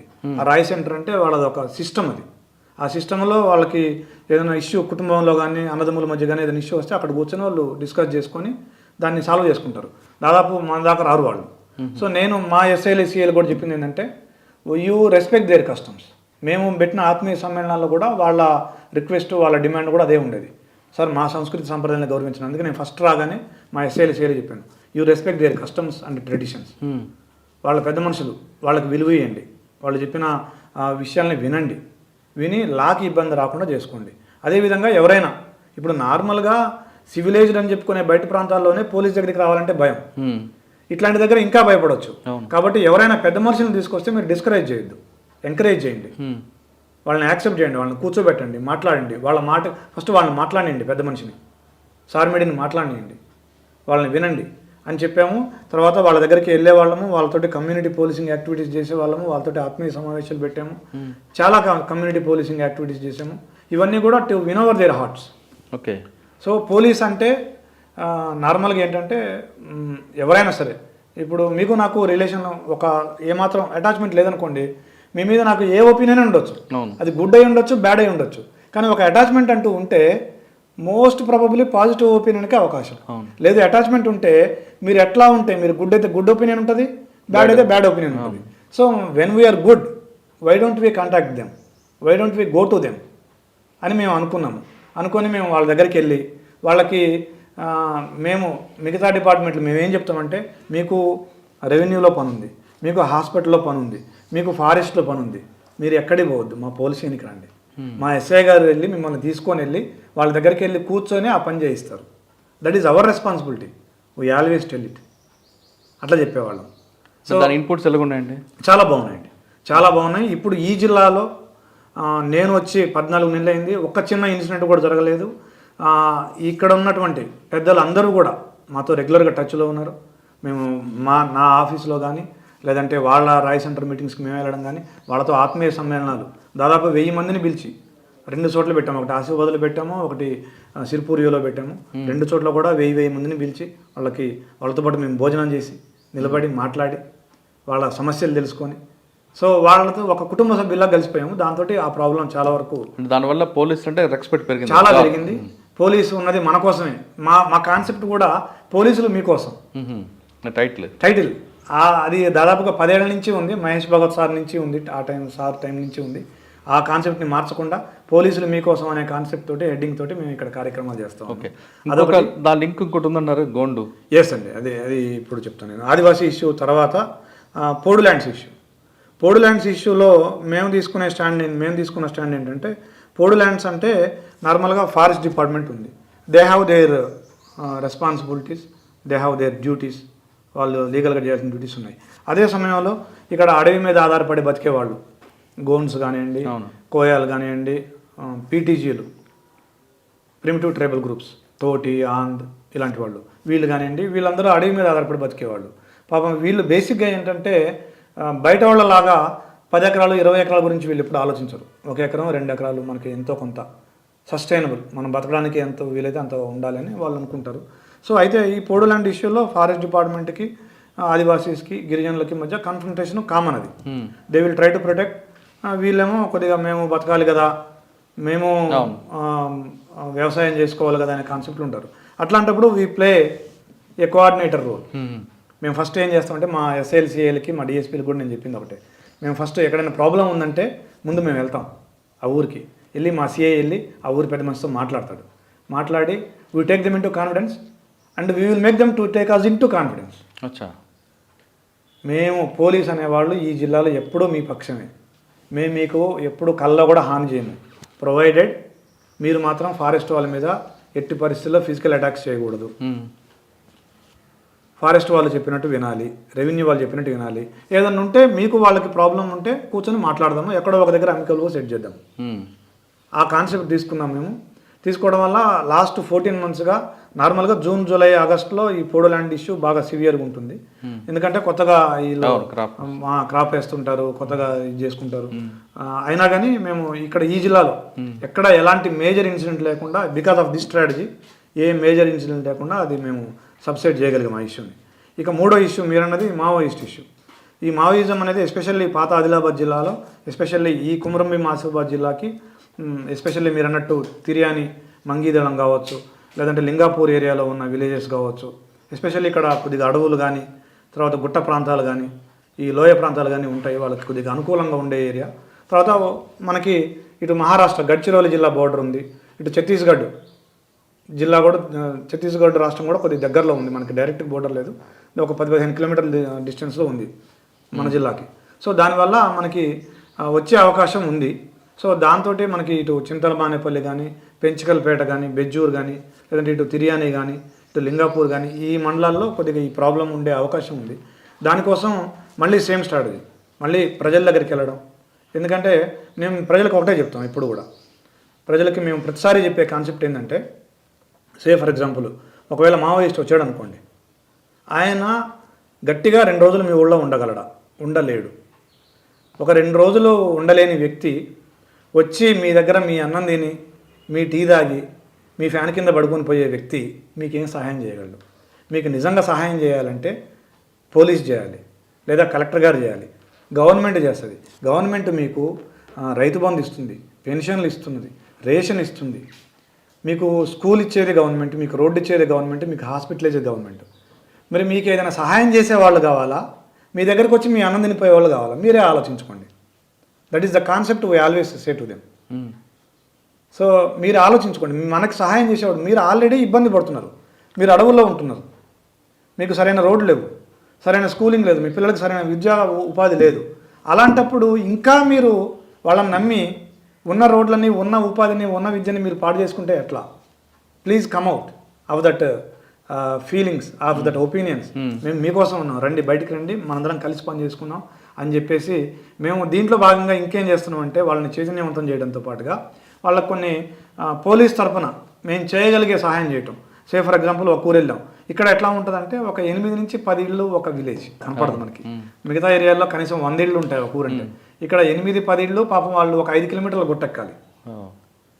ఆ 5 కిలోమీటర్లకి వాటర్ కోసం కూడా 5 కిలోమీటర్లు వచ్చిపోవాలి వాడు, ఒక బిందె నీళ్ళ కోసం కూడా. సో అట్లాంటి దగ్గర మేము బోర్లు వేయించడం కానీ, తర్వాత వాటర్ ట్యాంక్ పెట్టడం కానీ, ఒక ఊరికైతే 7 కిలోమీటర్ల రోడ్డు వేయించాము, ఒక ఊరికి 5 కిలోమీటర్ల రోడ్డు వేయించాము. సో కమ్యూనిటీ పోలీసింగ్కి సంబంధించి మేము ఇంకోటి మహిళలకి ఎస్పెషల్లీ గోండీ మహిళలకి స్టిచ్చింగ్లో ట్రైనింగ్ ఇప్పించి వాళ్ళకి స్వియింగ్ మిషన్స్ ఇప్పించాము, ఒక 150 వరకు ఇప్పించాము. యువతకేమో కంప్యూటర్ ట్రైనింగ్ ఇప్పించినాము, జాబ్ మేళాలు పెట్టించినాము, వాళ్ళకి ఆటల పోటీలు పెట్టించి వాళ్ళని పాజిటివ్ యాటిట్యూడ్ వైపు, పాజిటివ్ యాక్టివిటీ వైపు డైవర్షన్ చేయడం. ఇలాగా రకరకాల కమ్యూనిటీ మీరు ప్రజలకు దగ్గర అవ్వడానికి ఇటువంటి కార్యక్రమాలు వెళ్తున్నారు. కానీ police duty law and order issue కాపాడు. మీరు వేరే డిపార్ట్మెంట్ చేస్తున్న పనులు మీరు చేస్తున్నారు. మరి మీ ఆ డిపార్ట్మెంట్కి మీ డిపార్ట్మెంట్ మధ్య క్లాష్ రావట్లేదు? లేదండి, లేదు. అది వేరే డిపార్ట్మెంట్ వాళ్ళని కోఆర్డినేషన్లో తీసుకొని వాళ్ళ సపోర్ట్ కూడా తీసుకొని, ఎందుకంటే ఇక్కడ మనం ఓవరాల్గా బ్రాడ్ పర్స్పెక్టివ్లో గవర్నమెంట్ గురించి థింక్ చేయాలి. గవర్నమెంట్ ఇప్పుడు police is also government wing, revenue is also government wing, medical is also government. Government ఇప్పుడు మేము చేసినా గవర్నమెంట్ చేసినట్టే, కలెక్టర్ గారు చేసినా గవర్నమెంట్ చేసినట్టే, హాస్పిటల్ వాళ్ళు చేసినా గవర్నమెంట్ చేసినట్టే. సో వాట్ వీ ఫీల్ అది మేము అనుకుంటాము. అదే సమయంలో వేరే వాళ్ళతో కన్ఫ్రంటేషన్ రాకుండా, లీగల్ డ్యూటీస్కి ఇబ్బంది రాకుండా మేము చూసుకుంటాము, అది తప్పకుండా చేస్తాము కూడా. అదే సమయంలో మీరు అన్నట్టు not only community policing, law and order ఆస్పెక్ట్లో కూడా we are doing our duty. Okay sir, port భూముల వ్యవహారంలో నాన్ ట్రైబల్ కొంతమంది వాళ్ళు కూడా దీన్ని కబ్జా చేయడానికి చేస్తుంటారు. యా, మీరు అన్నట్టండి ఇప్పుడు there is a lot of difference between need and greed. 1 ఎకరం 2 ఎకరాలు దున్నుకునే వాళ్ళు నీడీ, 10 ఎకరాలు 15 ఎకరాలు దున్నుకునే వాళ్ళు greedy. So we have to separate them, who is needy and who is greedy. దీనికి సంబంధించి గాంధీజీ ఒక చాలా గొప్ప మాట అంటాడు, ఈ సమస్త ప్రకృతి ఈ సమస్త మానవాళి అవసరాలని తీర్చగలదు, కానీ ఈ సమస్త ప్రకృతి ఈ ప్రపంచంలోని ఏ ఒక్కరి దురాశను కూడా తీర్చలేదు. ఒక్క మనిషి దురాశను కూడా తీర్చలేదు ప్రకృతి. సో దాన్ని గనక మనం మననం చేసుకుంటే ఈ పోడు ల్యాండ్కి మనకు ఒక సొల్యూషన్ దొరుకుతుంది. ఎవరైతే గ్రీడీ ఉన్నారో, ఎవరైతే ఎక్కువ భూమిని ఆక్రమించినారో వాళ్ళని కంట్రోల్ చేయడం, వాళ్ళని పనిష్ చేయడం, వాళ్ళ మీద లీగల్ యాక్షన్ తీసుకుంటూ చేస్తే అప్పుడు ఈ ప్రాబ్లమ్ సార్ట్అవుట్ చేసుకోవచ్చు. తర్వాత మీకు మహారాష్ట్ర బోర్డర్, అక్కడ నుండి గాంజా, గుట్కా అంటే ఇప్పుడు ఏదో చేసినట్టున్నారు, లిక్కర్, ఆ ఎక్స్పోర్టింగ్ దీనిలో కంట్రోల్ చేస్తున్నారు. యా, దీనికి సంబంధించి మేము టాస్క్ ఫోర్స్ ఫామ్ చేసామండి. తర్వాత మా ఆఫీసర్స్ కూడా రెగ్యులర్గా రైడ్లు చేయడం, ఎవరైతే దీంట్లో ఇంపార్టెంట్ వ్యక్తులు ఉన్నారో వాళ్ళని గుర్తించి వాళ్ళ మీద కేసులు పెట్టడం, వాళ్ళ మీద అవసరమైతే పీడీ యాక్ట్లు పెట్టడం, ఇట్లాంటి యాక్టివిటీస్ ద్వారా చాలా వరకు తగ్గించాము.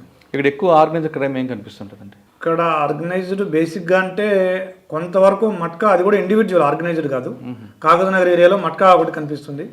రెండోది మీరు అన్నట్టు కొద్దిగా దేశీదారు, మహారాష్ట్ర వైపు నుంచి దేశీదారు అనేది ఒకటి తయారవుతుంది అక్కడ, అదొకటి కొద్దిగా ట్రాన్స్పోర్టేషన్ కనిపిస్తుంది. పీడిఎస్ రైస్ అంటే ఇవన్నీ భారీ స్థాయిలో స్మగ్లింగ్ అని చెప్పేంత కాదు, కానీ కొద్దిగా. కానీ రైస్ ఎక్కడ నుండి వాటి వెళ్ళి అక్కడ పాలిష్ చేసుకుని మళ్ళీ వెనక్కి వస్తుంది కదండి, అది తెలియదండి. బట్ మేము we're trying to control them, we're trying to ఎంత వీలైతే అంత, ఎన్ని వీలైతే అన్ని పట్టుకోవడానికి మేము ట్రై చేస్తున్నాం.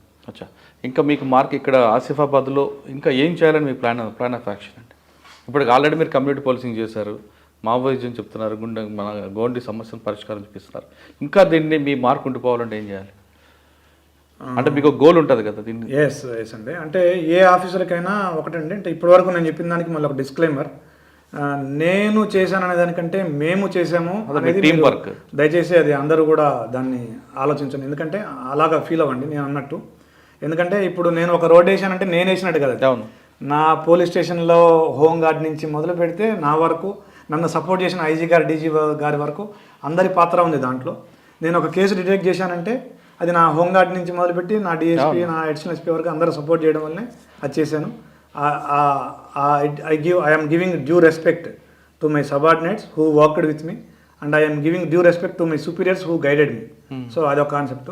దాంట్లో భాగంగా ఇప్పుడు నేను చెప్పేది ఏంటంటే, ఇంకా నా స్టాఫ్కి సంబంధించి కొద్దిగా వెల్ఫేర్ యాక్టివిటీని ఇంకా కొద్దిగా ఇంటెన్సిఫై ఇప్పటికీ ఉంది, ఆ ఆస్పెక్ట్లో ఉన్నాం మేము. ఇంకొద్దిగా ఇంటెన్సిఫై చేసి ఇంకొద్దిగా వెల్ఫేర్ నా స్టాఫ్కి సంబంధించి వెల్ఫేర్ యాక్టివిటీస్ చేసి ఇంకా ప్రజలకి ఇంకొద్దిగా అందుబాటులో. ఇప్పుడు దేనికి లిమిట్ ఉండకూడదు కదా, మనం అయిపోయింది అనుకుంటే ఇంకా అక్కడికి అయిపోయినట్టే ఏదైనా. ఇంకా మనం ఇంకా ప్రజలకి ఇంకా ఎక్కువ సేవ చేయాలి. ప్రజలకి వాళ్ళకి నార్మల్గా పోలీసు అంటే ఏంటంటే పోలీసుని మనం ప్రతి ఒక్కళ్ళు కూడా ఎందుకు అప్లాడ్ చేస్తారంటే, ఒక మనిషి ఇప్పుడు ఎవరైనా మీరైనా నేనైనా మన ఫ్యామిలీస్ వదిలిపెట్టి ఎక్కడికో వెళ్ళి ఉద్యోగాలు చేసుకోవాలి. ఇంట్లో కూర్చోవాలంటే కుదరదు అందరికీ. అసలు ఇంట్లో కూర్చోవడం అనేది కరెక్ట్ కాన్సెప్ట్ కాదు.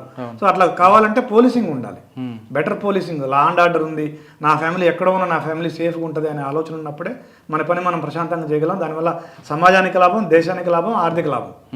సో అది జరగాలంటే ఇంకా ఎఫెక్టివ్గా నేను నా సబార్డినేట్స్కి ఏం చెప్తానంటే, నా స్టాఫ్కి నా కొలీగ్స్కి ఏం చెప్తానంటే, నీ కుటుంబం గురించి ఆలోచించు, కానీ అదే సమయంలో నీ ఉద్యోగం గురించి కానీ నీ డిపార్ట్మెంట్ గురించి కానీ నీ తీసుకునే జీతానికి న్యాయం చేయడం గురించి కానీ ఒక 100% చేయమని నేను చెప్పాను. కనీసం 60% అయినా న్యాయం చేయి, then you will be successful man అని చెప్తాను. ఓకే సార్, మనం మీరు చెప్తున్న బార్డర్ ఏరియాలో నక్సల్స్ మూవ్మెంట్ తగ్గిందనుకోవాలా, ఆగిందనుకోవాలా, మరొకసారి వస్తుంది అనుకోవాలా? ఒకటి.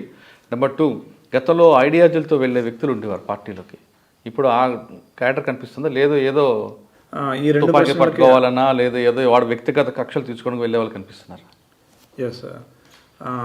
ఫస్ట్ ప్రశ్న అండి, మీరు ఈ ప్రాబ్లం అయిపోయిందా ఇంకా ఉందా అన్నారు. బట్ మావోయిస్ట్ ఫిలాసఫీలోనే చెప్పుకోవాలంటే it is a protracted war. 1000 సంవత్సరాల యుద్ధం అని రాసుకున్నారు వాళ్ళు. దీర్ఘకాల 1000 సంవత్సరాలైనా మనం పోరాడడానికి సిద్ధంగా ఉండాలని రాసుకున్నారు. బేసిక్గా వాళ్ళ పాలసీ ఏంటంటే, పరిస్థితులు అనుకూలించినప్పుడు ముందుకు వస్తారు, అఫెన్సివ్ మూడ్లో ఉంటారు, అనుకూలించినప్పుడు డిఫెన్సివ్ మూడ్లో ఉంటారు. వాళ్ళు రాసుకున్నదే. మట్టిలో కప్పబడ్డ విత్తనం కానీ నీరు తాగనంత వరకు ఎలాగైతే మోడుబోయి ఉంటుందో, మొలకెత్తకుండా ఉంటుందో, మనం అలాగే ఉండాలి. ఎప్పుడైతే నీరు తగలగానే అంటే అనుకూలమైన పరిస్థితులు రాగానే మొలకెత్తాలి, అంటే బయటికి కనిపించాలి. సో ఇప్పుడు వాళ్ళు ఏదో కాముగా ఉన్నారు కదా అని చెప్పేసి దాన్ని మనం ఈజీగా తీసుకోవడానికి లేదు. మనం కూడా we should be ready for 1000 years, we should be ready for protracted war. దీర్ఘకాలిక యుద్ధానికి మనం రెడీగా ఉంటేనే మనం we will win our in this war. Okay. అది కానీ వాళ్ళు రాసుకున్నట్లుగానే అప్పుడున్న ప్రజల్లో సపోర్ట్తో జరిగేది. ఇప్పుడు ప్రజల సపోర్ట్ క్రమేపీ తగ్గిపోయింది. అప్పట్లో వెళ్ళే వాళ్ళందరూ కూడా డాక్టర్స్, ఇంజనీర్స్ వెళ్ళి ఒక ఐడియాలజీలతో పనిచేసిన ఆర్గనైజేషన్ అది. ఇప్పుడు అటువంటి వాళ్ళు ఉన్నారంటారు? ఇప్పుడు మీరు అన్నట్టుగా ఐడియాలజీ బ్యాకప్ అది తగ్గింది. ఇప్పుడు ఎస్పెషల్లీ తెలుగు రాష్ట్రాల నుంచి మనకి రిక్రూట్మెంట్ కూడా మనము వీఆర్ నాట్ ఎక్స్పెక్టింగ్. వాళ్ళకి ఎక్కువ ఛత్తీస్గఢ్ నుంచి ఎక్కువగా నిరక్షరాస్యులు వీళ్ళే రావడం జరుగుతూ ఉంది. సో బికాజ్ ఆఫ్ మారిన ఈ ఆర్థిక సరళీకరణ కావచ్చు, మారిన ఉపాధి విద్యా అవకాశాలు కావచ్చు, ప్రజలందరికీ లభించడం కావచ్చు, అసంతృప్తి తగ్గడం కావచ్చు, ప్రభుత్వాలు సంతృప్త స్థాయిలో సంక్షేమ పథకాలు అమలు చేయడం కావచ్చు, వీటన్నిటి కారణాల వల్ల చాలా వరకు మన రాష్ట్రంలో చాలా వరకు రిక్రూట్మెంట్ తగ్గింది. సార్, పోలీసింగ్ విషయం నుంచి మళ్ళీ ఒకసారి మనం వెనక్కి వెళ్దాం. మీరు డిపార్ట్మెంట్కి వచ్చేసరికి మీకు చెప్తాను, సూర్యాపేటలో టీచర్ అన్నా పోలీస్ అన్నా ఒక రెస్పెక్ట్ ఉంటుంది.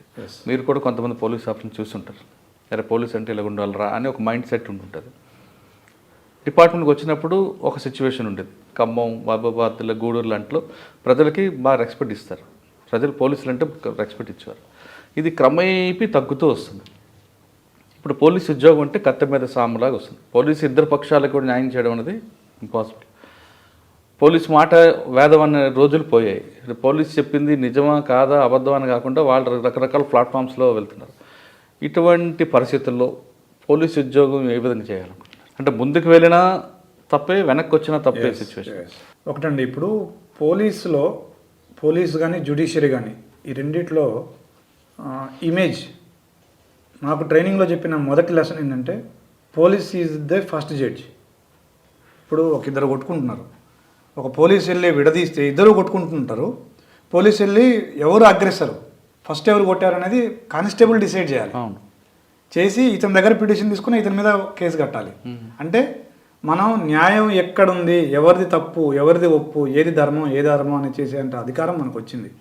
Police is the first judge. మరి జడ్జీలకి ఎన్ని నియమాలు ఉంటాయి? ఎవరింటికి పోకూడదు, నువ్వు ఏ కులము, ఏ మతము, ఏ ప్రాంతము అనేది నువ్వు ఎక్స్పోజ్ చేసుకోకూడదు, నువ్వు న్యాయం చేయటమే కాదు చేసినట్టు కనిపించాలి. ఇన్ని రకాల రూల్స్ ఉంటాయి జడ్జీలకి. జడ్జీలు ఎవరింటికన్నా వెళ్ళగా మనం చూసామా? వెళ్ళారు.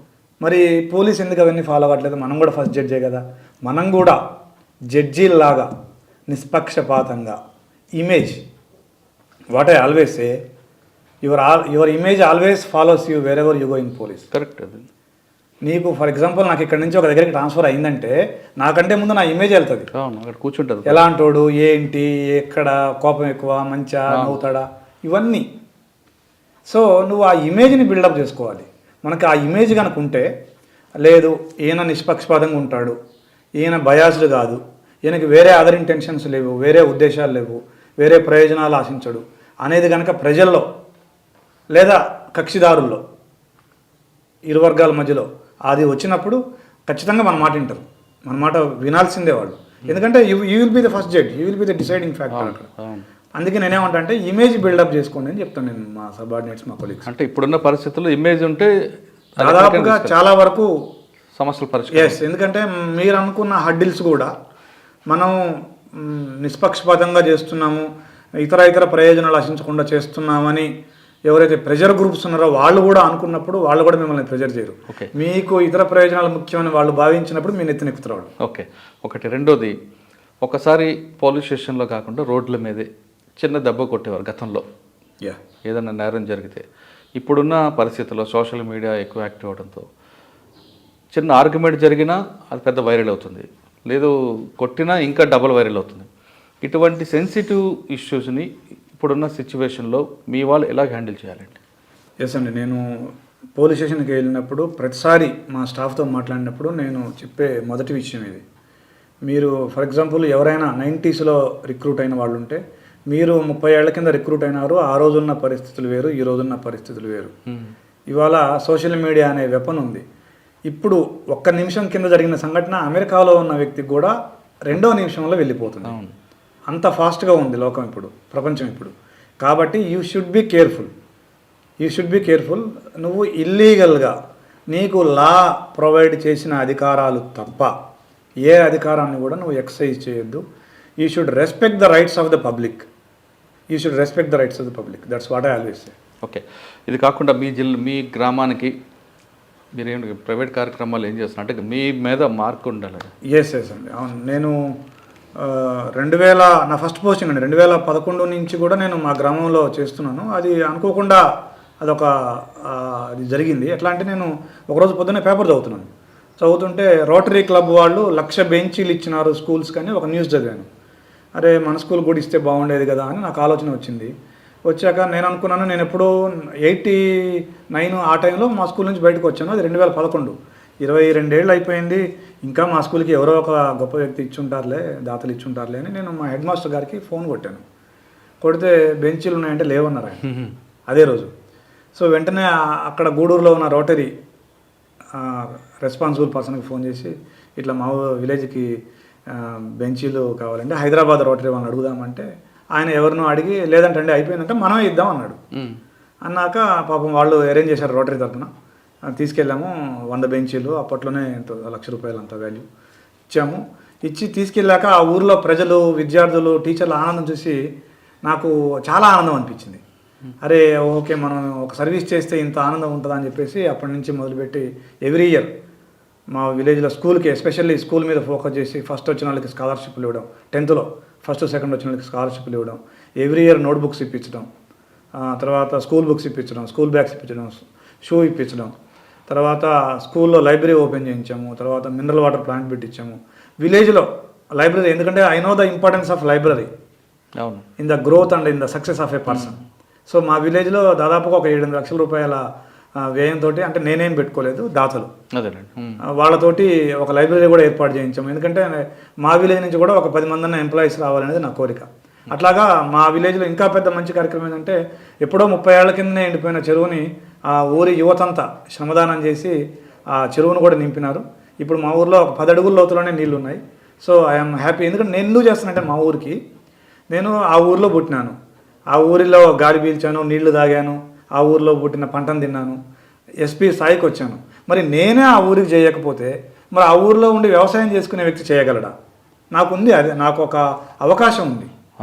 గాడ్, దేవుడు నాకు ఒక అవకాశం ఇచ్చినాడు. ఆ అవకాశాన్ని వాడుకొని కనీసం నా ఊరికైనా నేను చేయాలనేది నా కోరిక. ఎంతో కొంత అది కూడా దాతల సహకారంతో చేస్తున్నాను. I'm thanking all the donors who supported me. Sir, దాతల సహకారంతో మీ ఊరు గ్రామానికి చేస్తున్నారు, కానీ మీ దగ్గర ఒక ఆస్తి ఉంది, మీకు నాలెడ్జ్ ఉంది. ఎస్, మీరు వరుసగా పీజీలు చేస్తున్నారు. ఎస్. మీ నాలెడ్జ్ని మీ గ్రామంలో ఉన్న కొంతమంది నిరుద్యోగులకు కానీ యువకులకు కానీ వాళ్ళకి ఇచ్చి వాళ్ళు కూడా మీలాగా తయారవ్వడానికి మీ గ్రామం కూడా ఒక విద్యావంతుల గ్రామంగా అవ్వడానికి మేము కృషి చేస్తారు. యా, ఈ విషయంలో నేను ఇంకొద్దిగా ఇంకా బ్రాడ్గా ఆలోచించానండి. ఎందుకంటే సేవా కార్యక్రమాన్ని మా విలేజ్ యూనిట్ పెట్టుకున్నాను, ఎందుకంటే మనకంటూ ఒక పరిమితి ఉంటుంది కాబట్టి. కానీ ఈ విషయంలో నేను ఎక్కడ పనిచేసినా, నేను గూడూరు నుంచి మొదలు పెట్టుకొని వరంగల్ కానివ్వండి, ఖమ్మం కానివ్వండి, ఇప్పుడు ఆసిఫాబాద్ కానివ్వండి, జగిత్యాల కానివ్వండి, ఎక్కడికైనా స్కూల్ పిల్లలతోటి especially 8th, 9th, 10th and intermediate, degree ఈ పిల్లలతోటి ఇంటరాక్ట్ అవ్వడం, వాళ్ళందరినీ ఒక దగ్గర గ్యాదర్ చేయడం. నేను విద్యార్థిగా ఉండగా నేనేం చేశాను, తర్వాత నేను ఈ గ్రూప్ 2లో కానీ గ్రూప్ 1లో కానీ సక్సెస్ కావడానికి నేను ఎలాగా కష్టపడితే నాకు ఈ ఉద్యోగం వచ్చింది, మీరు కూడా ఇలా కావాలంటే ఏం చేయాలని ఒక పర్సనల్ డెవలప్మెంట్ అండ్ మోటివేషన్ లాగా నాకు రెగ్యులర్ క్లాసులు తీసుకుంటాను. దాదాపు ఇప్పటికీ నేను అనుకోవడం ఒక 100-200 క్లాసులు తీసుకుంటాను. అంటే మీలో స్టూడెంట్స్ కనబడగానే టీచర్ బయటకు వస్తారు. ఎస్, ఆబ్వియస్లీ అది నా మొదటి ఉద్యోగం కాబట్టి నాకు ఇప్పటికీ టీచర్ బయటకు వస్తాడు ఇప్పటికీ. అంటే మీ ఊర్లో ప్రత్యేకంగా దీనికోసం ఏం చేస్తారు? మా ఊర్లో యువతకండి ఏదైనా నోటిఫికేషన్ వచ్చినప్పుడు వాళ్ళకి, ఫర్ ఎగ్జాంపుల్ కానిస్టేబుల్ నోటిఫికేషన్ వచ్చింది, వాళ్ళకి కావాల్సిన మౌలిక సదుపాయాలు కల్పించడం. మా లైబ్రరీలో దాదాపుగా ఒక 40-50 వేలు పెట్టి పుస్తకాలు, ఉద్యోగ సోపానం, విజేత ఆఫీసులకు వెళ్ళి ఇంకా ఫేమస్ పుస్తకాలు తెచ్చి మా ఊరు లైబ్రరీలో కూడా పెట్టాము పిల్లలు చదువుకోవడం కోసం. తర్వాత మద్యపానానికి వ్యతిరేకంగా మా ఊరి యువతని మోటివేట్ చేశాము. తర్వాత మొక్కలు నాటడం గురించి కూడా మా ఊరి యువతని ఇన్వాల్వ్ చేశాము. ఇట్లా వాళ్ళని కూడా ఎవరైనా ఆర్థిక స్తోమత లేని పిల్లలు ఉంటే వాళ్ళకు కూడా సహాయం చేసి ఇంటర్మీడియట్ కానీ ఇంజనీరింగ్లో వాళ్ళకి సపోర్ట్ చేయడం, ఎవరైనా దాతలతో కోఆర్డినేట్ చేయించడం, కుదిరితే నేను చేయడం. We are doing it. Okay sir, ఫైనల్గా చెప్పండి, డిపార్ట్మెంట్లో మీ దగ్గర పనిచేస్తున్న వాళ్ళకి, మీ దగ్గర పనిచేయడం కాదు, మీ సబార్డినేట్స్ అన్ని మొత్తం పోలీస్ డిపార్ట్మెంట్లో ఉన్న వాళ్ళకి, పోలీస్ అనగానే మజిల్ పవర్ అనేది పోయింది, ఇప్పుడు మైండ్ పవర్ వాడాలి. నెంబర్ 2, పోలీస్ అనగానే కరప్షన్ అనేది కనిపిస్తుంటుంది. పోలీసు వాడికి డబ్బులు ఇస్తాడు అని, కానీ పోలీస్ కన్నా ఎక్కువ డిపార్ట్మెంట్లు కరప్షన్లో టాప్ 10లో ఉన్నాయి. పోలీసు ఉద్యోగం రావడానికి వచ్చిన వాళ్ళు నాకేంటి అనే ధోరణిలో ఉన్న కొంతమందికి, లేదు పోలీస్ అంటే 24 గంటల ఉద్యోగం కాదు, కేవలం 10 గంటల ఉద్యోగం అనుకున్న వాళ్ళకి మీరు ఇచ్చే మెసేజ్ ఏంటంటే? చక్కటి ప్రశ్న అడిగారండి. నేను ఎప్పుడూ చెప్తాను, మా కొత్తగా వచ్చే ఎస్ఐలకు కానీ, నా కొలీగ్స్కి కానీ, సబార్డినేట్స్ కానీ అందరికీ చెప్తాను, నీకు డబ్బులు కావాలి అంటే నువ్వు పోలీస్ ఉద్యోగులకు రాకు. కేవలం డబ్బులే కావాలి అంటే నీకు ఇక్కడ దొరికేది డబ్బులు కాదు, అవమానం. నీకు బయట, నీకు సాఫ్ట్వేర్లో కానీ, లేదంటే వేరే దేశం పోతే కానీ, అమెరికా పోతే కానీ, దట్ ఈజ్ ఎ ఫ్యాక్ట్. కానీ నీకు గౌరవం కావాలి అంటే, నీకు యూనిఫామ్ ఇచ్చే ప్రౌడ్ కావాలి అంటే, ఈ రివార్డ్ ఇచ్చే ప్రౌడ్ కావాలి అంటే, నీకు సమాజంలో రెస్పెక్ట్ కావాలంటే, కుటుంబ సభ్యుల్లో రెస్పెక్ట్ కావాలి అంటే, నీ బంధుమిత్రుల్లో రెస్పెక్ట్ కావాలంటే, ఒక హీరోలాగా వర్షిప్ కావాలి, హీరోలాగా నువ్వు జీవితాన్ని గడపాలి అనుకుంటే అప్పుడు మాత్రమే నువ్వు పోలీసులకు రా. ప్రజలకి సేవ చేయాలి, సేవలో సంతృప్తి చెందాలి. అల్టిమేట్గా మనిషికి రెండే అండి, ఎటు చూసినా కానీ ఆనందం, సంతృప్తి. అవును, నువ్వు ఎక్కడి నుంచి ఎక్కడికి వెళ్ళినా ఆ రెండింటి దగ్గర ఆగాల్సిందే. నీకు ఆ రెండూ కావాలంటే నువ్వు పోలీసులోకి రా, అంతేకాని వేరే వాటి కోసం ఆలోచించి పోలీసులోకి రాకు. అది నా కాన్సెప్ట్. చివరిగా పోలీసులకు రావాలి అనుకునే వాళ్ళందరికీ ఎందుకు రావాలి అని చెప్తున్నానంటే, మిమ్మల్ని ఎగ్జాంపుల్ తీసుకుంటాను. ఇప్పుడు ఈ రాష్ట్రంలో ఒక 150 మంది ఐఏఎస్లు ఉండొచ్చు, ఎంతోమంది కలెక్టర్లు చేసి ఉండొచ్చు, కానీ మీరు పోలీసునే ఇంటర్వ్యూ చేస్తున్నారు. ఎందుకని? ఇంకొకటి, మీరు సినిమాలలో, ఎక్కువ సినిమాల్లో పోలీస్ హీరోగా ఉంటాడా, వేరే అధికారి హీరోగా ఉంటాడా? పోలీసే ఉంటాడు.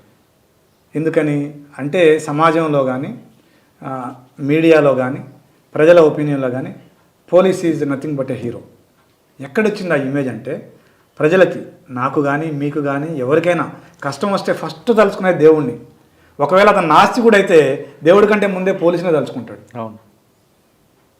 సో కష్టాల్లో ఉన్న వాళ్ళకి సహాయం చేయగలిగే అదృష్టం. దీనికి సంబంధించి ఒక చిన్న విషయం చెప్తాను. ఒక 1000 సంవత్సరాల క్రితం ఒక శిష్యుడు ఒక గురువుని అడిగాడు, గురువుగారు మానవ జీవితానికి అర్థం పరమార్థం ఏంటి గురువుగారు అని అడిగాడు. అడిగితే అప్పుడు ఆ గురువు అంటాడు, నాయన పరోపకారార్థం ఇదం శరీరం అని. ఆ గురువు పేరు ఆదిశంకరాచార్యుడు. అంటే ఇతరులకు సహాయం చేయడం కోసమే ఈ శరీరం ఉంది. మరి నువ్వు జీతం తీసుకుంటూ ఇతరులకు సహాయం చేయగలిగే అవకాశం ఎన్ని ఉద్యోగాల్లో ఉంటుంది? నువ్వు ఒక యాక్సిడెంట్లో ప్రాణం పోయే వ్యక్తిని ప్రాణం కాపాడగలవు. ఒక అల్లరిమోకగా దాడికి గురయ్యి గాయాల పాలయ్యే వ్యక్తిని నువ్వు ఒక గాయం కూడా కాకుండా రక్షించగలవు. ఒక ఆడకూతుర్ని మానాన్ని రక్షించగలవు. ధన మాన ప్రాణాలని మనం రక్షించగలిగే అవకాశం ఇక అవే అంతకంటే ఎవరికండి? ఒక మనిషికి ధనమాన ప్రాణాలే ఇంపార్టెంట్. అలాంటిది రక్షించే అవకాశం నీకు పోలీసులో ఉంది. అది ఉద్యోగం తీసుకుంటూ నువ్వు పరోపకారం చేయగలిగి నీ జీవితాన్ని సార్థకం చేసుకోగలిగే జాబ్ ఇది. తప్పకుండా పోలీసులోకి రండి, మీ జీవితాన్ని సార్థకం చేసుకోండి. పోలీస్ డిపార్ట్మెంట్కి రండి. ఇక్కడ సంఘంలో కానీ మీ కుటుంబంలో కానీ పరువు, ప్రతిష్ట, గౌరవం దొరుకుతుంది. అదే మీరు లంచాల కోసం ఆరోపడితే ఈ డిపార్ట్మెంట్లో జరిగిన అవమానాలు ఎక్కడా దొరకవు. లంచం తీసుకుని దొరికితే కేవలం మీరు ఒక్కరే కాదు, మీ కుటుంబ సభ్యులంతా కూడా అవమానం గురవుతారంటున్నారు సురేష్ గారు. ఖచ్చితంగా ఆయన చెప్తున్నట్లుగా పోలీస్ డిపార్ట్మెంట్ రండి. ప్రజలకు సేవ చేయాలంటే the best platform police department. ఇది ఈ వారం సురేష్ కుమార్ గారితో ఎక్స్క్లూజివ్ ఇంటర్వ్యూ. వచ్చే వారం మరో గెస్ట్తో మళ్ళీ కలుద్దాం. అంతవరకు నమస్కారం. ఐ డ్రీమ్స్కి నాకు పరిచయం ఈనాటిది కాదు. దాదాపుగా ఒక 2-3 సంవత్సరాల నుంచి నేను ఐ డ్రీమ్స్ ఇంటర్వ్యూస్ చూస్తున్నాను. సో ఒక పోలీస్గా నేను I dreams interviews, especially Muralidhar గారి క్రైమ్ డైరీస్ ఎందుకు చూస్తున్నానంటే, ఒక పోలీస్గా లేదంటే ఒక మనిషిగా లేదంటే ఒక ఉద్యోగిగా ఎవరైనా సరే ఎదుటి వాళ్ళ అనుభవాన్ని నేర్చుకోవడం అనేది చాలా మంచి ప్రక్రియ. మనిషి నేర్చుకునే విధానంలో తన మిస్టేక్స్ నుంచి నేర్చుకోవడం, ఎదుటి వాళ్ళ మిస్టేక్స్ నుంచి నేర్చుకోవడం, ఎదుటి వాళ్ళ అనుభవాల నుంచి నేర్చుకోవడం.